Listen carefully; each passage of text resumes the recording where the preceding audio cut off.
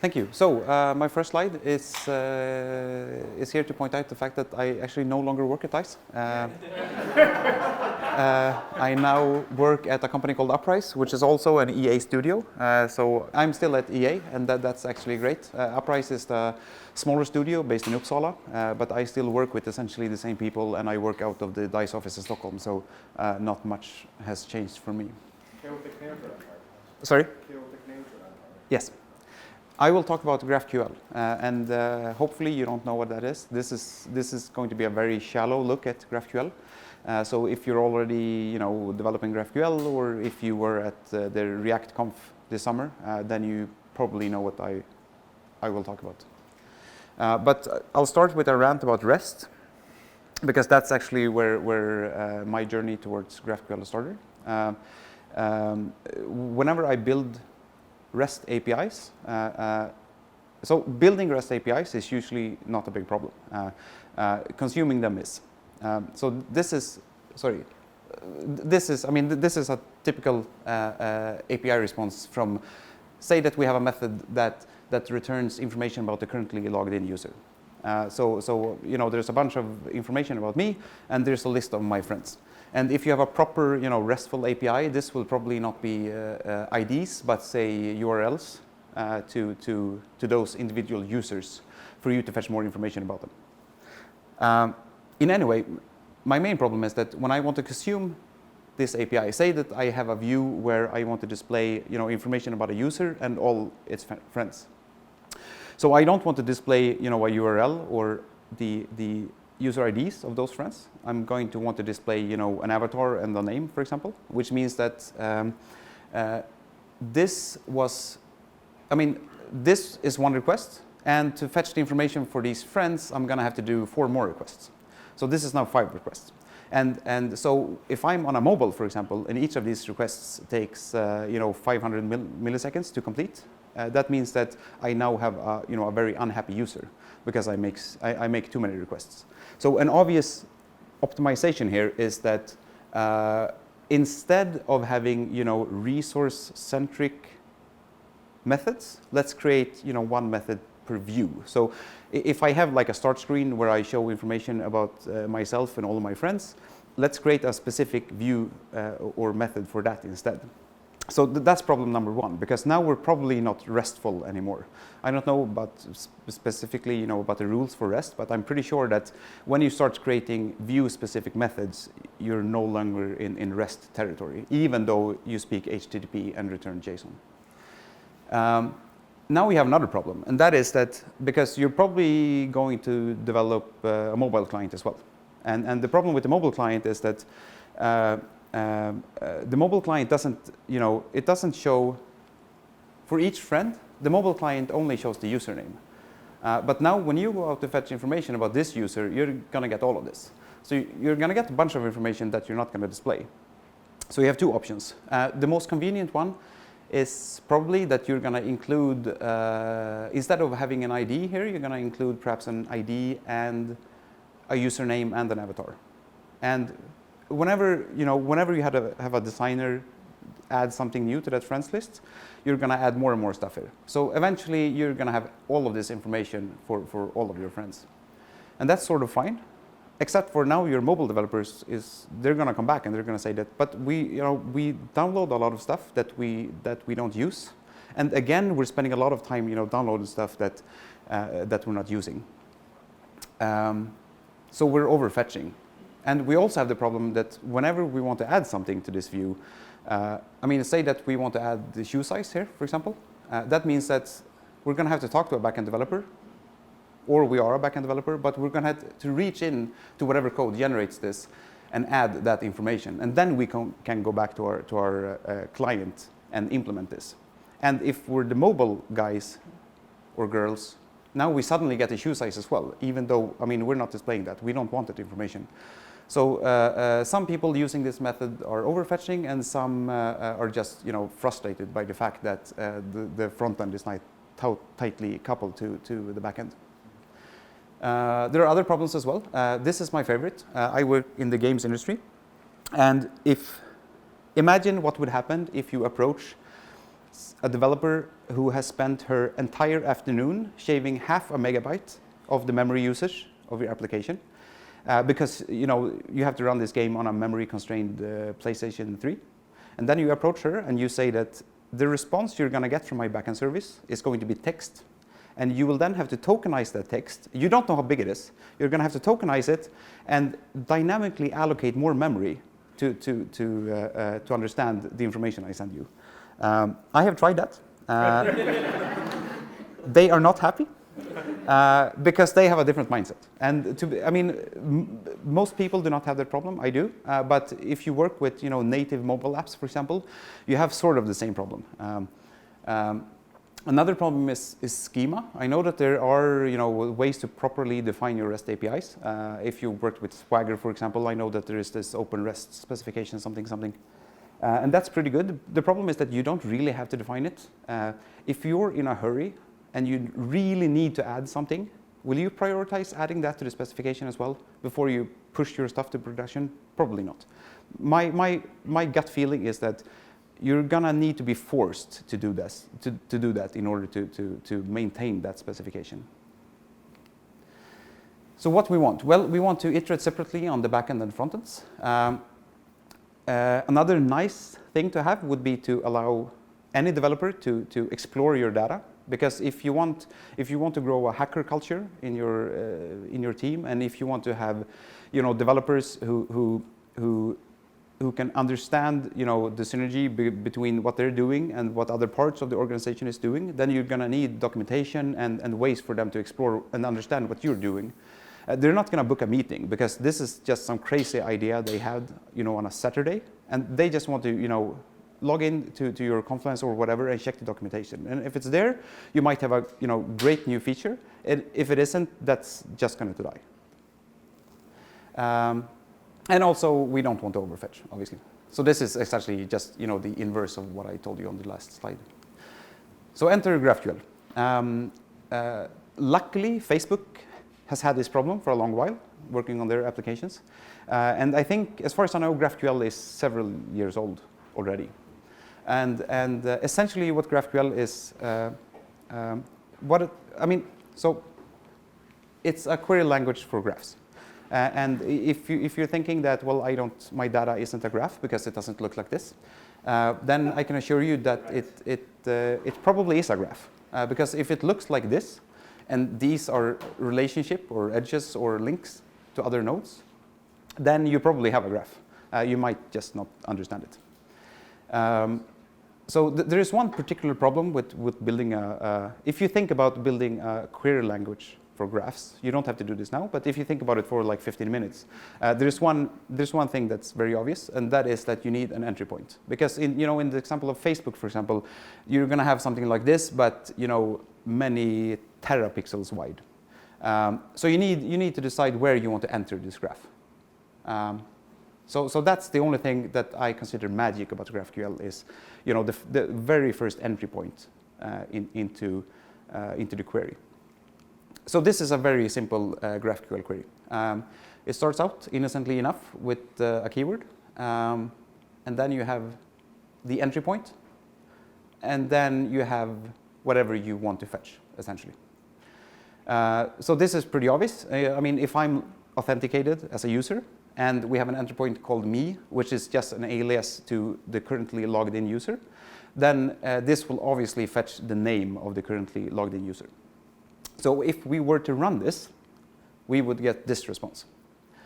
And there are a few things that are interesting here, at least to me, who is very much in love with GraphQL. But one of them is that the response looks exactly like the query. And it's like the good old days of SQL. If you have a properly defined SQL query, you can look at it and you will understand precisely what the response will be. And that's great, especially if you're in a dynamically typed language and you get just a bunch of JSON back, because at least for me, I find myself using a new REST API. The first thing I do is just fire up curl and do a random query, because that's the only way I can understand how the data really looks. And then I can simply hope that all the data is there. If I try it with a user that has 0 friends, then I'm out of luck, because I need to understand what the data actually look like to start using it. But with GraphQL, you don't have that problem because you're going to have to specify every leaf or field that you want. So removing this part is not going to work.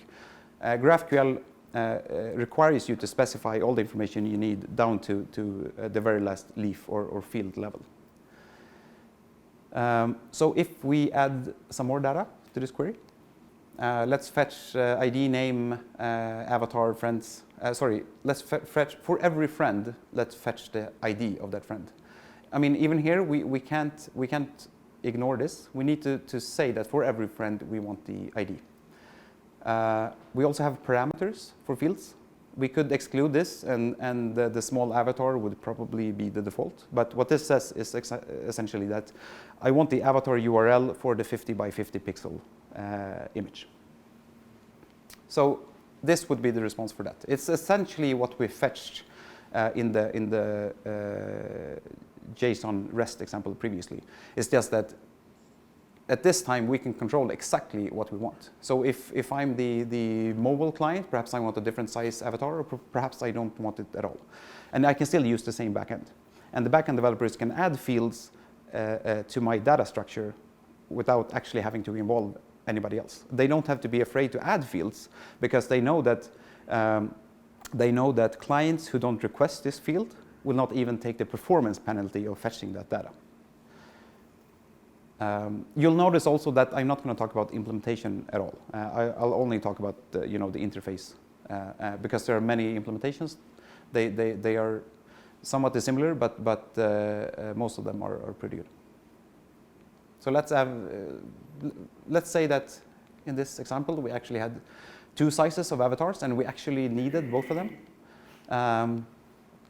So let's fetch both of them. And in this case we have a problem obviously because avatar, this field is already used. If you look at this, we had an argument, but the field was actually called avatar in the response.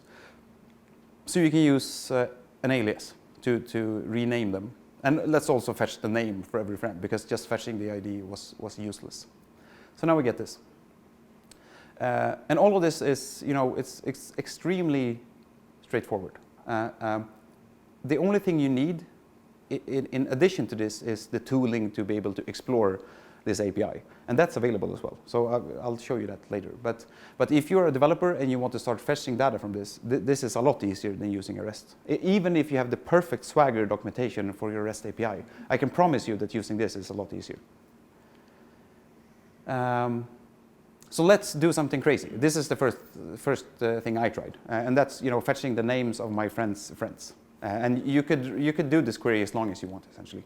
But it'll simply work. And you don't have to worry about recursion because there is a finite depth to this because you've specified exactly what you want. If you wanted to do this for another 5 steps and only have the IDs of the last friends, that's fine. You can actually do stuff like, if you're going to repeat this many times, there's stuff called fragments, which is essentially that you can define parts of a query and then reuse that many times if you want to do that. Yes, sorry. So there are fragments, parameterized queries. Parameterized queries are essentially where you name a query like this, but you also say that for this query to work, we're going to need an input parameter. So say that you have a query called get user, then get username. Then you could have a parameter to that query, which is the user ID. And then you use that query, that parameter in your actual query, and depending on your implementation of your client, you can then generate code which will become a native function requiring that argument, which is then passed on to the GraphQL server. Yes? Do I understand correctly that you could use that for the avatar size, for example, instead of yes. You could have variable yes, level? Absolutely. Sorry, the question was, can you use that for the avatar size? And the answer is absolutely.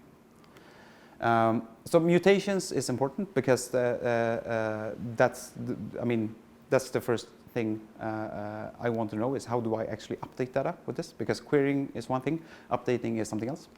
And there is something called mutations. So instead of the query keyword, we use mutation, and we give it a name. And then in this case, imagine that Twitter has a GraphQL endpoint, and you want to provide an opportunity for a logged in user to like a tweet. So in this case, what happens is that You use this mutation and you send in the tweet ID of the tweet you want to like. And then there's a query part. And the query part is something that's returned by the backend when this mutation completes. So in this case, but up to this point, you've only described a path through different objects or models. yes. Now you're referring to a procedure. Yes. So this is very special. So in the same sense as the endpoints, the endpoint me, which is where you want to start in the graph, as in the same way that's special, and the mutations are special in the same way because they exist in a magical root level, which is not part of the graph really. So these are edge cases. But the important part is that this is the important part. So the fact that they can return data and you can query the return data in the same way that you query any other data is what's important. Because if this were to return a user, then you can select if you wanted no information about say that you create a new user and you get that returned. Then you can run a query on that user. So perhaps you want the user ID returned. Then you would have ID here. Or perhaps you want the user ID and the username of the newly created user. So you can query the return data from a mutation in the same way. I'm only showing you this because it's important to understand that you can update data using GraphQL as well. So, what can we do with this? Well, we can obviously do all the things that I rant about REST not being able to do, because otherwise I probably wouldn't have included specifically those in the rant. But backwards compatibility is a non-obvious side effect. And what I mean specifically is the fact that if we add fields in the backend, those are not, unless you specifically ask for them, those are not going to affect you. So if I were to add a field which contains a multi-megabyte blob and your client doesn't ask for that field, you're not going to be affected by that field being added. You fetch precisely what you need, obviously, because that's required. You need to specify everything that you need. And front-end and back-end can now iterate separately. And I would even argue that if you run GraphQL throughout your entire infrastructure, then all layers of your infrastructure can. I mean, I would guess that at Facebook you could fetch pretty much raw level data using GraphQL. If you want to fetch something from a key value store, I would imagine that you could do that using GraphQL. And that gives you, I mean, it's a perfect interface for anywhere where you want to fetch data, even if it's not strictly graphs. Yes, GraphQL requires you to define a complete schema. So every implementation you find, especially the reference implementation, built by it's as far as I know, JavaScript built by Facebook, and it requires you to specify everything. So it has a a complete type system, and when you look at, so if you look at this is going to be, there's going to be a specification which says that ID is a string and it cannot be empty. It cannot be null. Why do you feel that schema? If the schema is really absolutely needed to operate this, or is it just somebody added for fun? So the question was, is a schema really necessary? And the answer is yes. The schema is absolutely necessary. And because that's what enables you to do a lot of cool stuff, which I'll get to in a minute.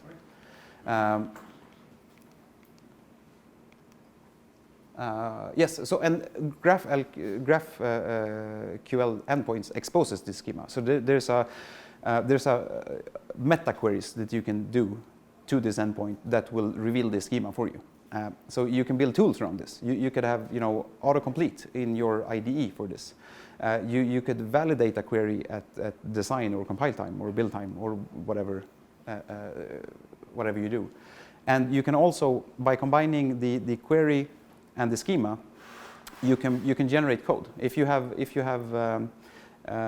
doing native iOS development, you can take a query and you can generate code from that, and then you can have strongly typed very native approach to your, you can get, auto completion in your ID. Everything simply works. And you could also take the time to actually contact, the backend and validate that this is a legal query. You don't have to wait until runtime even, or in a unit test to make sure that this actually works. You know at compile time whether or not your query compiles or not. There's already IDE support. I think that there's IDE support for Atom. There's IDE support for IntelliJ, and it's trivial to add this because you use GraphQL queries to query the backend for the type system. I can show you GraphQL is a UI for exploring GraphQL endpoints. I can show you that once I'm done. But there's one thing that we need to touch on, and does anybody here use React? Not yet. Okay, a few people. I don't, so correct me if I'm wrong. But in React, you define components, and for these, Facebook uses React, obviously. So in React, you can define components, and you can have hierarchies of components. So say that on my user profile, I want to display a list of my friends. Then the list of friends would be a component, and each individual friend item would be a component. What I can do with Relay is that I combine React with GraphQL, so that I declaratively I say in each row, that row can declare that I need the ID of a user, and I need the name, and I need the avatar sized 50 by 50. And then the list of users, it knows that I need an array of users. That's essentially my input. And then if you're the entire view, you need that I need a user. And from that user, I'm going to fetch, because I'm going to need the list of users. And for each user, I'm going to need, the ID, the avatar, and the username. And what Relay does is that if each component declares what they need, then you can build a hierarchy of that. And then you can generate a GraphQL query to satisfy all the needs of every subcomponent. And that means that when I update the tiny, because what happens in a REST API is that if you need, so you have the ID, the username, and the avatar, and now you realize that I need the number. I want to add the number of friends for every user in this list. Now you're going to have to go back all the way to the backend, and you're going to find the code that generates the tiny user object, and you're going to have to add the number of friends. In this case, you go to that little component. And that component, it's comprised of what data you need and how you show that data. And then you simply, to the requirements of it, you declare that I need also the number of friends. And that will simply be included in the generated query. So it will bubble all the way up into the generated query, and it will then be available to me as a component when I render. So you invert the control of data. Because the people who actually needs to decide what data you need to fetch is the designer at the very lowest bottom of your view hierarchy. And you can use GraphQL inside your server when you don't have to have the full-blooded object crawl. No. I'm not going to repeat that because that was stupid anyway. A general realization occurred. Yes, and that was it. Before we do any questions, let me simply show you the graphical interface. Yes, this interface doesn't have the same samples as I used. There's a well-known sample containing Star Wars movies that's used by GraphQL everywhere, and I think that's what's available here. But the thing is that it doesn't really matter because I can quickly find out what's available. I know that there's something called all films here, so let's start there. And apparently in this we have films, so let's see what that is. Okay, there's titles available for every film. Okay, let's run this. Okay, so now we're fetching a list of films and the title for every film. Okay, what else is there for every film? There's a release date, I think. Yep, let's add that. And then we can simply continue if we want to. There's a bug in your list. The Phantom Menace isn't stored. Sorry, The Phantom Menace isn't stored. all right. I'll take that up with the maintainers of GraphQL. But you also have this. So this is, here we're doing introspection queries about the actual type systems.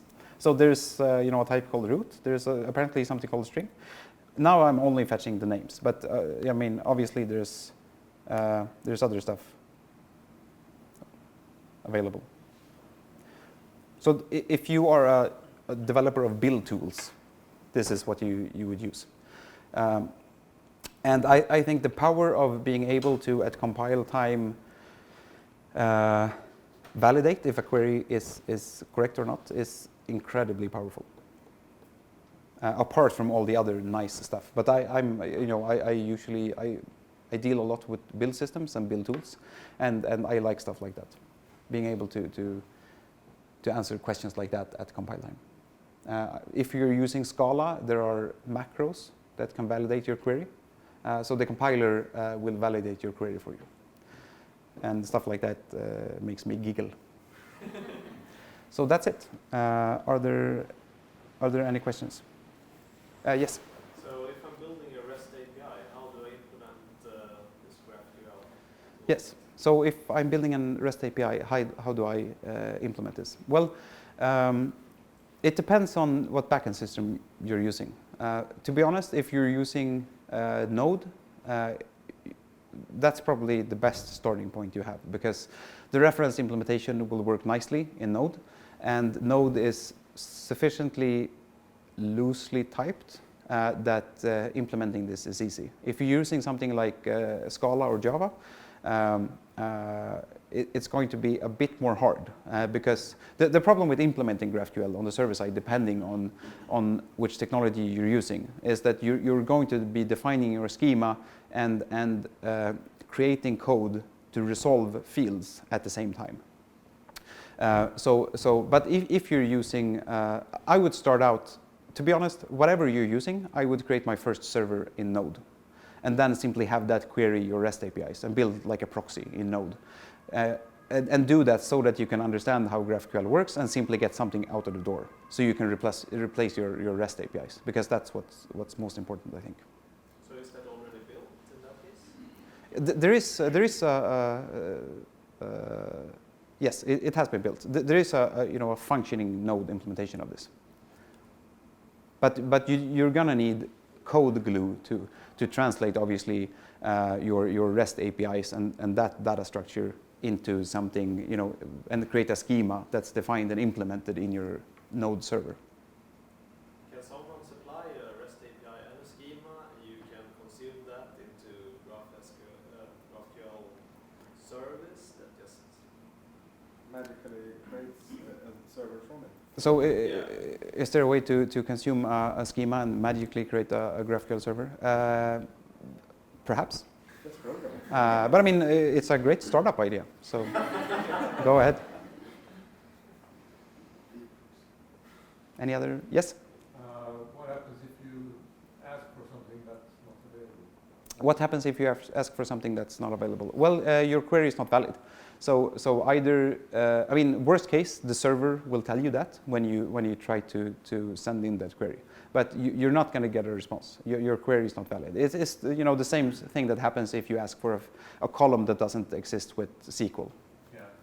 But you said that it was backwards compatible, but that's only if you add. Yeah. So the backwards compatibility is only if you add stuff.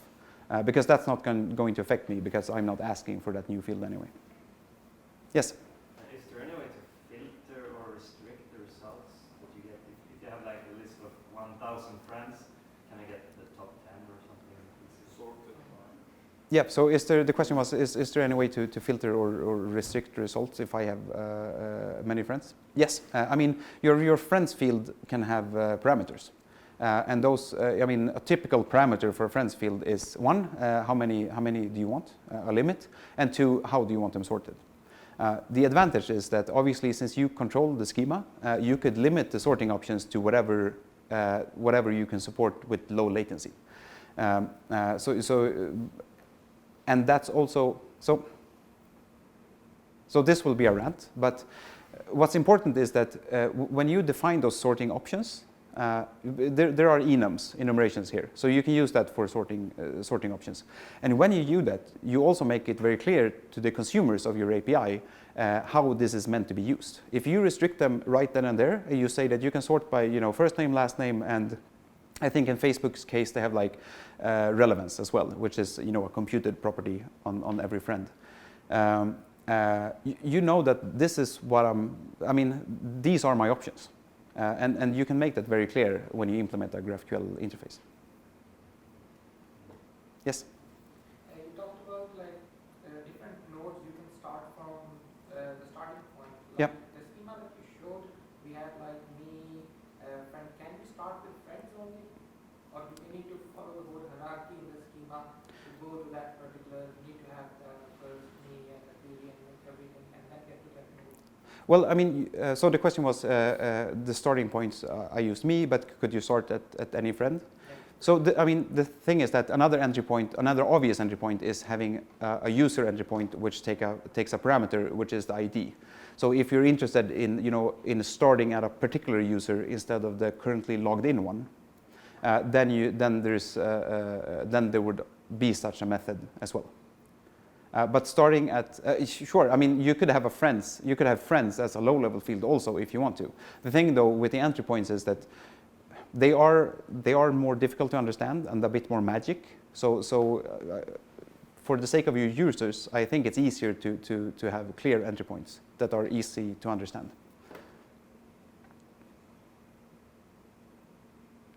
Cool. I have a question. Yes. You're talking about this as if it was the best thing ever. Yes. But what were you trading when you're doing this instead of doing this? What's the problem or downsides? Yeah, the question was, I guess, what's the downside of this? The downside is that you're not going to be as rapid when you develop the backends for this. There's going to be some, because you're going to have to strictly define everything, and you need a schema, and and that will force you to think about, where should this field be? What would be, once you add a field, you're not going to remove it. So you need to think about how this field is going to be used a few years down the line. So your iteration speed on the back end has been slightly reduced. That's the main downside. If you have a JSON output with no schema, then adding another field that will take you a second or two, and it's going to be slower using GraphQL. And if you're using something like Java or Scala or Go on the back end, then you're going to fight the type system a bit on GraphQL. So it might be even slower than if you're using something like Node, for example. Yes? Something which you might not know the answer to, because I'm not sure how well GraphQL is built. But how's the performance on it when compared to either a relational database or I forget what they're called, document-based something? Because at my last company, we had an issue where we got stuck between a rock and a hard place with Google's data store with performance. So I was curious if there's been any research into performance comparisons between any implementations, the leading implementation of GraphQL and some other databases. So the question was essentially, what's the performance of GraphQL? So the thing is that I guess it's impossible to answer, mainly because there are many implementations, but also because the implementation, the performance of your GraphQL is going to depend on essentially what the query looks like. So sorry, when you asked about downsides, this is actually one of the downsides. Calculating the cost of a query is much harder when you give that power to a user, which if you have ever exposed like SQL to a large number of users, then you have essentially the same problem. Ask that soon. But no, that's impossible to answer. What I can answer though is that there are some tricks that are essentially built into the GraphQL specification, such as the ability to resolve multiple fields at once. So some of these things, like fetching friends, is going to require multiple calls to whatever storage you use. And the way the GraphQL standard is designed allows you to do that in parallel. So if you're going to resolve 50 fields, you can do all of those in parallels. So that's if you're talking that's the most important thing to mention regarding performance. I think all of the other is up to whatever persistence you use in your backend anyway. So you're gonna have the same issues as with the REST API. I was told there will be upvotes. No, sorry. I was told to ask, are there any security issues in letting essentially an end user ask any kind of weird, large denial of service kind of query question? Yes, so what about security? That's a good question, actually. I don't know. But the thing is that the way I think about it is that you probably have approximately the same problems with your REST API anyway. I mean, you're going to have some calls in your REST API that are prohibitively expensive, that are available to anyone, and somebody could DDoS you using those just as well as DDoS you using GraphQL. I do know that a lot of the GraphQL implementations, they contain some sort of protection against expensive queries. So whether it's the depth of a query or the total number of fields queried or something like that, but there are limitations often built in, or you could do it yourself. I can say as a side note, if anybody is using Node.js, there's a wonderful Node.js NPM module called rate-limit, which is really simple to use, and it's surprisingly hard to implement yourself. I know. But allowing the fetching graph enables me to put more pressure on your service than my client sending the request. So the denial of service while fetching graph would be kind of easy to create, but I guess you can limit that by restricting the level graph depth. Yes. So repeating that. It Yeah. wasn't my question. It was Yeah. Okay. Never mind. But yeah, sure. I mean, there are definitely security implications. But I mean, I get this question a lot when talking about GraphQL. But I do feel that a lot of these people, they never ask these questions about the technologies that they were currently using. So it's interesting that they come up, when it's a new technology. Oh, something new. Yeah. It's not you. It's just so yes. Got verified. So that's it, I guess. Thank you. Thank you so much.